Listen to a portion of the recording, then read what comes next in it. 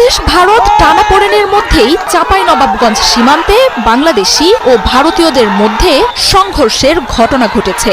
শনিবার চাঁপাইনবাবগঞ্জের কিরণগঞ্জ সীমান্তে ভারতীয় ও বাংলাদেশিদের মধ্যে এই সংঘর্ষের ঘটনা ঘটে। বেলা 11টার দিকে এই ঘটনা ঘটে বলে জানাচ্ছে স্থানীয়রা। এ সময় সীমান্তের উভয় পাশে অতিরিক্ত বিজিবি, বিএসএফ মোতায়েন করা হয়। ভারতীয়রা বাংলাদেশে অনুপ্রবেশ করে বেশ কিছু গাছ কেটে ফেলে। এ সময় বাংলাদেশি নাগরিকরা প্রতিরোধ গড়ে তোলে। স্থানীয়রা জানান, ভারতীয়রা সীমান্তের কাঁটাতারের বেড়ার পাশে গাছ কাটতে গেলে বাংলাদেশিদের সঙ্গে বাকবিতণ্ডা হয়। এক পর্যায়ে দুই পক্ষের মধ্যে বাধে সংঘর্ষ। পরে এতে বিজিবি ও বিএসএফকেও হস্তক্ষেপ করতে দেখা যায়। সামাজিক যোগাযোগ মাধ্যমে ছড়িয়ে পড়া ছবিতে সীমান্তে তুমুল উত্তেজনার চিত্র দেখা গেছে। কয়েকদিন ধরেই বাংলাদেশ ভারত সীমান্তে ভারতীয় সীমান্তরক্ষী বাহিনীর অবৈধভাবে বেড়া নির্মাণের ঘটনায় উত্তেজনা চলছে। শিবগঞ্জ সীমান্তে গেল সপ্তাহে এই নিয়ে ব্যাপক উত্তেজনা দেখা দেয়। এ সময় সীমান্তে মুখোমুখি অবস্থানে চলে আসে দুই দেশের সীমান্তরক্ষী বাহিনী। পরে বিজিবি ও বিএসএফ এর সাথে সীমান্তে অবস্থান নেন দুই দেশের স্থানীয়রাও।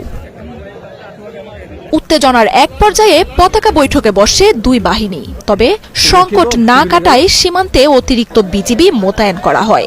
শুধু চাঁপাইনবাবগঞ্জই নয়, আরও বেশ কয়েকটি সীমান্তে ভারত অবৈধ বেড়া নির্মাণ কাজের উস্কানি দেয় গেল রবিবার ভারতীয় হাইকমিশনার প্রণয় ভার্মাকে ডেকে পাঠায় পররাষ্ট্র মন্ত্রণালয়। এর পাল্টা জবাবে পরের দিনই বাংলাদেশের ডেপুটি হাইকমিশনার নুরুল ইসলামকে তলব করে নয়াদিল্লি। পাল্টাপাল্টি এই তলবের ঘটনায় বাংলাদেশ ভারত সম্পর্কে দেখা দেয় নতুন উত্তেজনা।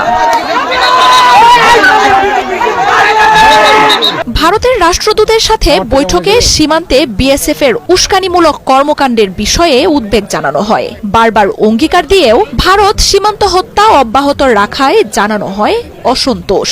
সীমান্তে উত্তেজনা বাড়ে এমন কোনো উস্কানি না দিতে দিল্লিকে পরামর্শ দেয়া হয়। পররাষ্ট্র মন্ত্রণালয় থেকে বের হয়ে ভারতীয় হাইকমিশনার জানান, সীমান্ত নিরাপত্তা ও বেড়া নিয়ে দুই দেশের ভালো বোঝাপড়া রয়েছে। এছাড়াও সীমান্তে অপরাধ, মানব পাচার এবং চোরাচালান বন্ধে ভারতের পক্ষ থেকে বেড়া নির্মাণ কাজ হাতে নিয়েছে বলে তুলে ধরেন প্রণয় ভার্মা।